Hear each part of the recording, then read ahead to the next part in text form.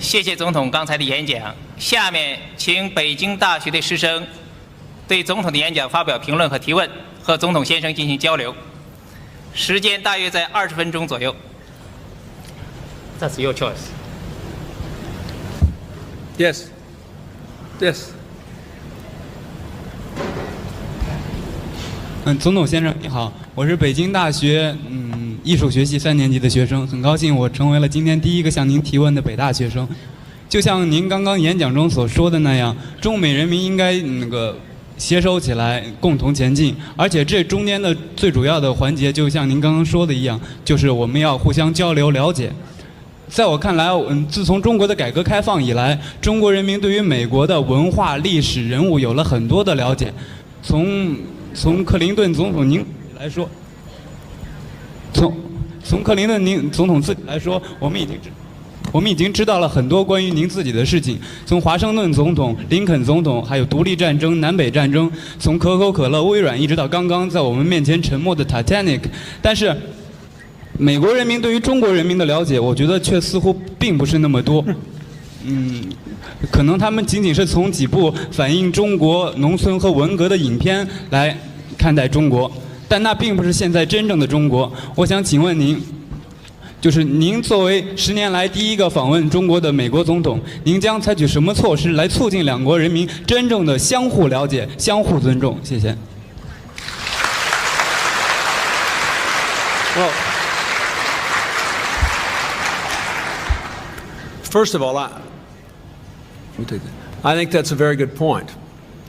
And one of the reasons that I came here was to try to, because as you can see, a few people come with me from the news media.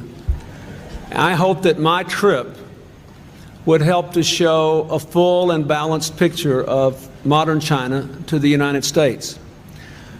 And that by coming here, it would encourage others to come here and others to participate in the life of China. I see a young man out in the audience who introduced himself to me yesterday as the first American ever to be a law student in China. So I hope we will have many more Americans coming here to study, many more Americans coming here to be tourists, many more Americans coming here to do business.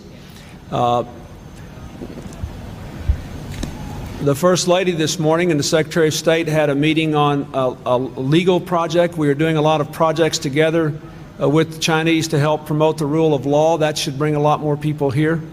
I think there is no easy answer to your question. It's something we have to work at. We just need more people involved in more kinds of contacts. And I think the more we can do that, the better. Is there another question from the Chinese?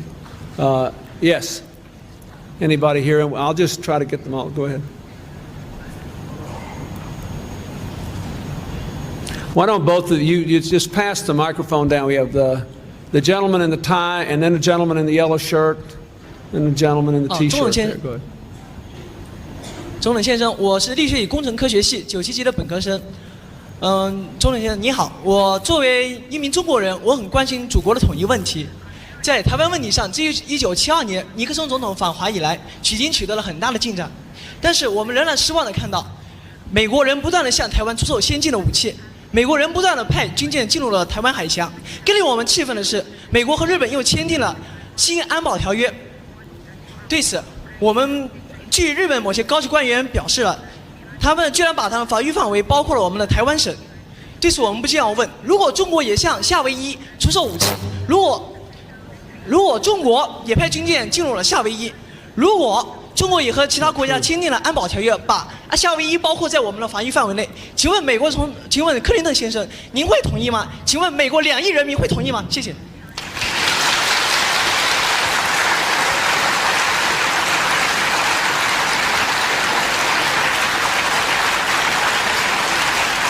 Well, first of all, the United States policy is not an obstacle to the peaceful reunification of China and Taiwan. Our policy is embodied in the 3 communiques and in the Taiwan Relations Act. Our country recognized China and embraced a one China policy almost 20 years ago. And I reaffirmed our one China policy to President Jiang in our meetings. Now, when the United States and China reached agreement that we would have a one China policy, we also reached agreement that the reunification would occur by peaceful means. And we have encouraged the cross-strait dialogue to achieve that. Our policy is that any weapons sales, therefore, to Taiwan must be for defensive purposes only, and that the country must not believe, China must not believe, that we are in any way trying to undermine our own one China policy. It is our policy.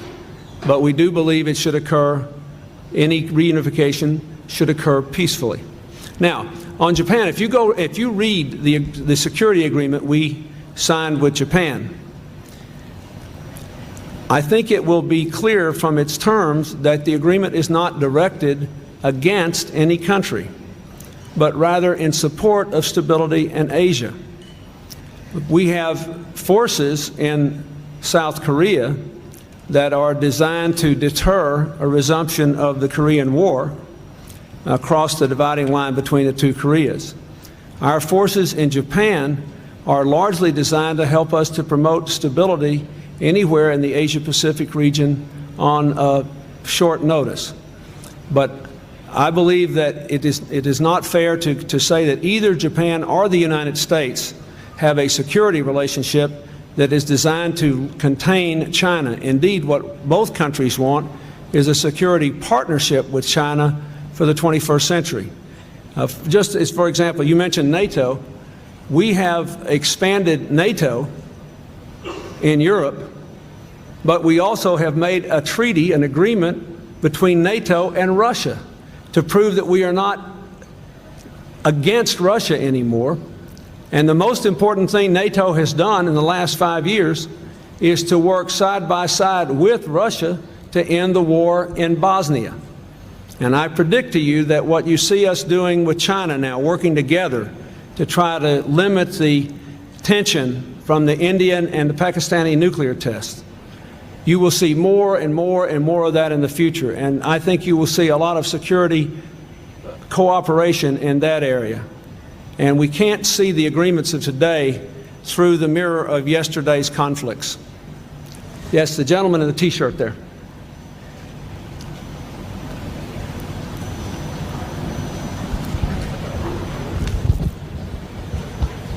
Okay. 总统先生，我是北京大学97级的学生，很高兴今天能有机会向你提问。你带着友好的微笑踏上了中国的土地，来到了北大的校园，我们都非常激动。中国人民都非常渴望友谊，尤其渴望建立在平等基础上的中美友谊。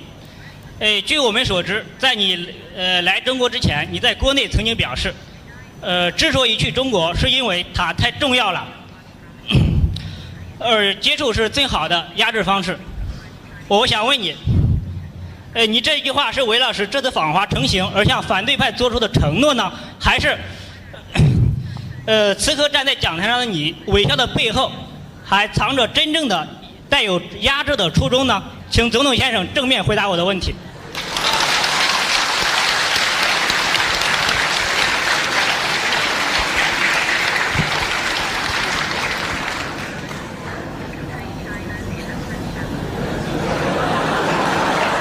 Well, if I did, I would mask it behind a smile. But I don't. That is, my words mean exactly what they say. We have to make a decision. All of us do, but especially the people who live in large nations with great influence must decide how to define their greatness. When the Soviet Union went away, Russia had to decide how to define its greatness. Would they attempt to develop the human capacity of the Russian people? and work in partnership with their neighbors for a greater future? Or would they remember the bad things that happened to them in the past 200 years and think the only way they could be great would be to dominate their neighbors militarily? They chose a forward course. The world's a better place. The same thing is true with China. You will have to decide, both in terms of your policies within your country and beyond, what does it mean that China will be a great power in the 21st century? Does it mean that you will have enormous economic success? Does it mean you will have enormous cultural influence? Does it mean that you will be able to play a large role in solving the problems of the world? Or does it mean you will be able to dominate your neighbors in some form or fashion, whether they like it or not? This is a decision that every great country has to make. You ask me, do I really want to contain China? The answer is no. If you look at the American people have always had a very warm feeling toward China that has been interrupted from time to time when we have had problems. But if you go back through the history of our country, there's always been a feeling on the part of our people that we ought to be close to the Chinese people. And I believe that it would be far better for the people of the United States to have a partnership on equal, respectful terms with China in the 21st century than to have to spend enormous amounts of time and money trying to contain China because we disagree with what's going on beyond our borders. I think it would, so I do not want that. I want a partnership. I'm not hiding another design behind a smile. It's what I really believe. I believe it's not because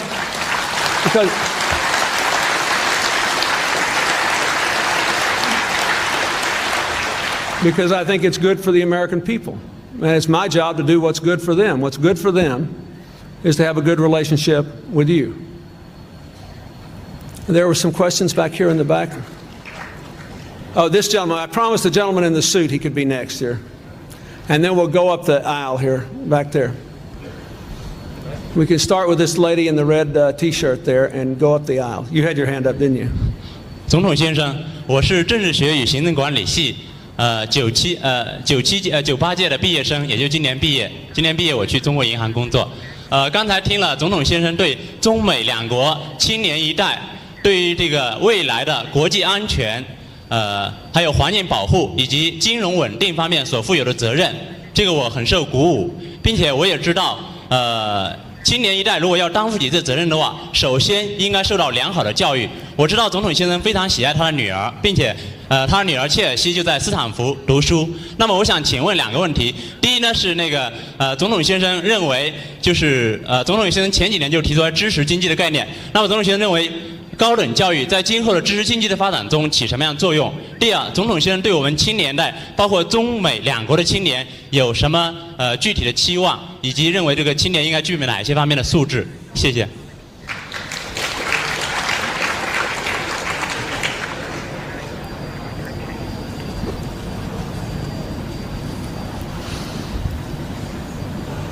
Let me answer the knowledge economy question first.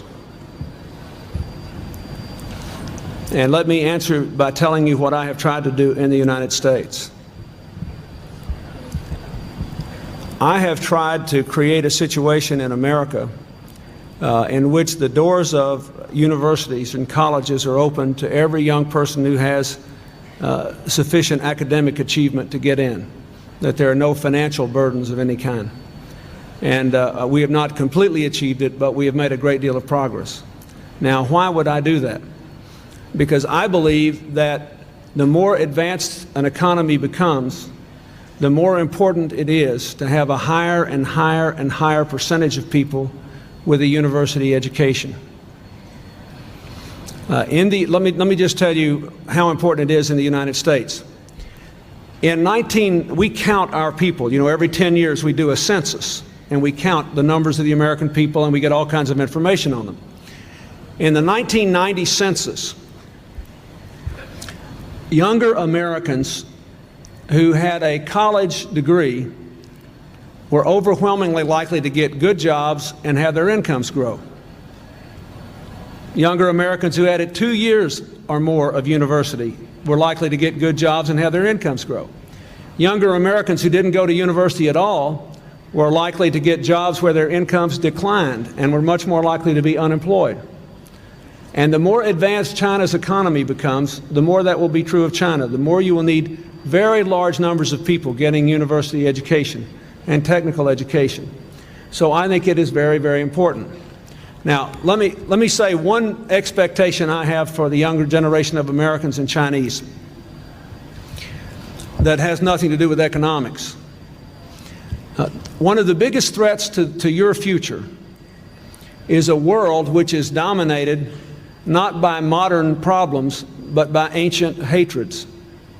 Look around the world and see how much trouble is being caused by people who dislike each other because of their racial or their religious or their ethnic differences. That whether it's in Bosnia or the conflict between the Indians and the Pakistanis, or in the Middle East, or the tribal conflicts in Africa, you look all over the world, you see these kind of problems. Young people, I think, are naturally more open to others who are different, more interested in people who are different.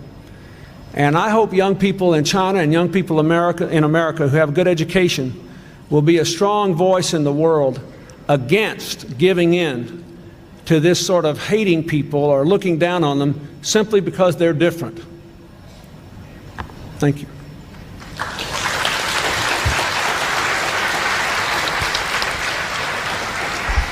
总统先生，关于民主、自由和人权的问题是中美两国人民都很关注的问题。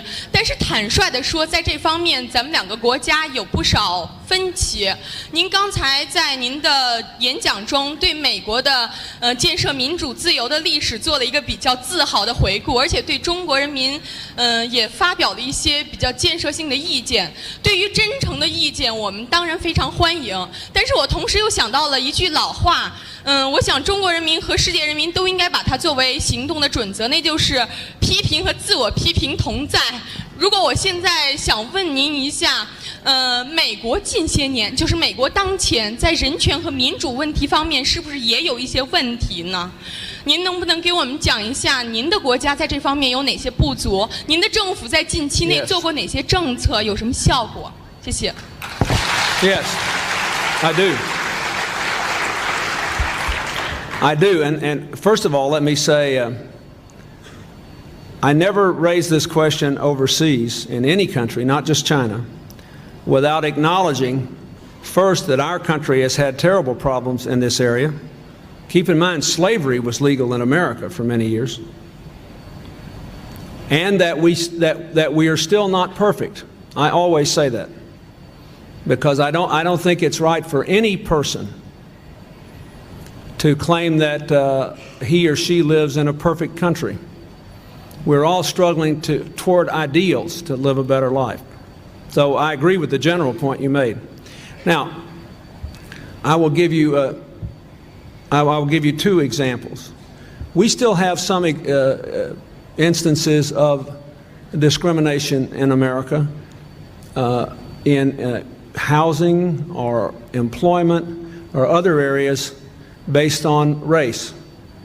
And we have a system set up to deal with it, but we have not totally eliminated it.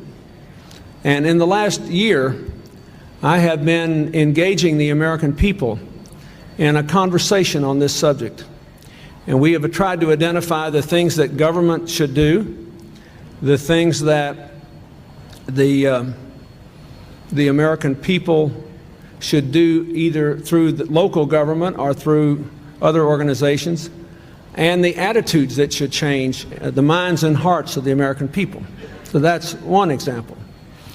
Now let me give you another example. When I ran for president in 1992, I was in a hotel in New York City, and an American immigrant from Greece came up to me, and he said, "My son is 10 years old, and he studies the election in the schools, and he says I should vote for you.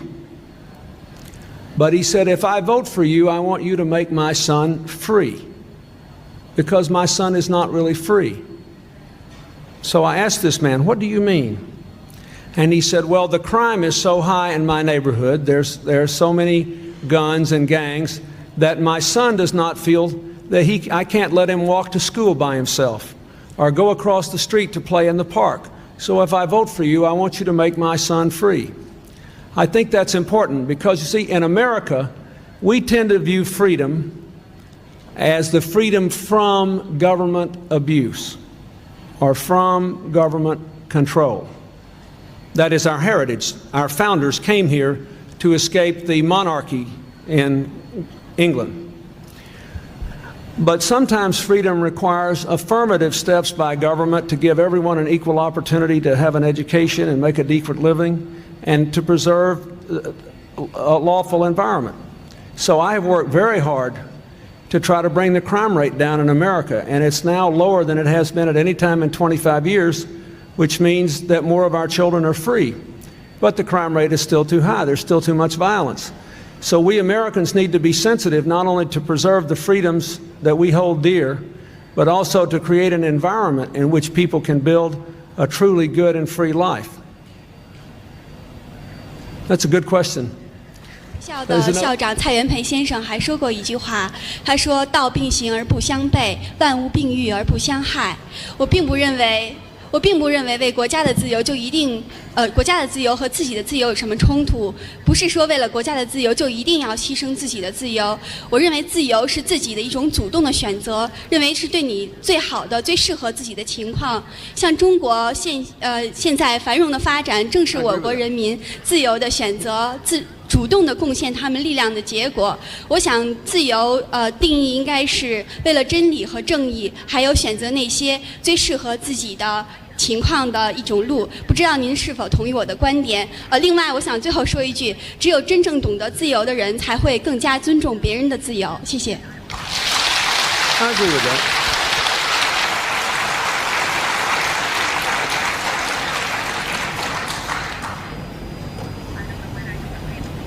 No, I do agree with that. I agree, first of all, if you believe in freedom, you have to respect the freedom of others to make another choice. And even societies that have rather radical views of individual freedom recognize limits on that freedom when it interferes with preserving other people's rights. For example, there's one of our famous court cases which says, we have freedom of speech, but no one should be free to shout the word fire in a crowded movie theater where there is no fire and cause people to stampede over each other. And there's another famous court decision which says, my freedom ends where the other person's nose begins, meaning that you don't have the freedom to hit someone else.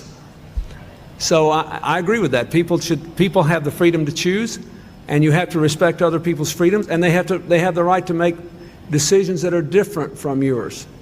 And there will never be a time when our systems and our cultures and our choices will be completely identical. That's one of the things that makes life interesting. Want to take one more? Last. 最后一个问题。Want to take one more? Go ahead. 总统先生，我想向你提2个问题。第一个问题是，美国经济持续80多个月以来，一直都是非常高速的在增长。我想请问总统先生，这个除了您个人的对美国所做出贡献以外，请问还有哪些方面，是美国经济成功的主要因素？或许这些对于中国也是一个很好的借鉴。第二个问题是，我想问总统先生。当去年中国主席江泽民在哈佛大学访问的时候，在外面有很多的学生在游行。那么我想请问总统先生，如果今天您到北大来，外面也有中国北大的学生在外面游行的话，请问您有何感想？谢谢。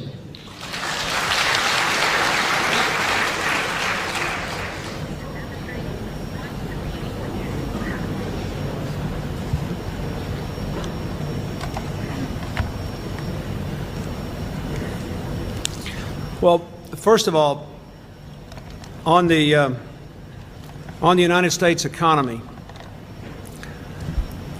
I believe that the principal role of government policy since I've been president was to, first of all, get our big government deficit. We had a huge annual deficit in spending. We got that under control. We're about to have the first balanced budget in 30 years. That drove interest rates down and freed up a lot of money to be invested in creating jobs in the private sector. Then the second thing we did was to expand trade a lot. So we began to sell a lot more around the world than we had before. And the third thing we did was to attempt to invest more in our people, in research, development, technology, and education. Now, in addition to that, however, a lot of the credit here goes to the American people themselves. We have a very sophisticated business community. They were investing money in new technologies and in new markets and in training people. We have an environment where it's quite easy for people to start a business, and perhaps this is the area that might be most helpful to China. I know that my wife has done a lot of work around the world in villages, trying to get credit to villagers so they could borrow money to start their own businesses, to try to take advantage of some skill they have. And we have seen this system work even in the poorest places in Africa and Latin America, where opportunity takes off. So we have tried to make it easy in America for people to start a business, to expand a business, and to do business. And then we have also tried very, very hard to get new opportunities into areas where there were none before. And all these things together, but especially I give most of the credit to the people of my country. After all, a person in my position, we're supposed to have correct policies so that we create a framework within which the American people then create the future. And I think that is basically what has happened. Now, you asked me an interesting question. Actually, I have been demonstrated against quite a lot in the United States. I told President Zhang when he was there I was glad they demonstrated against him so I didn't feel so lonely.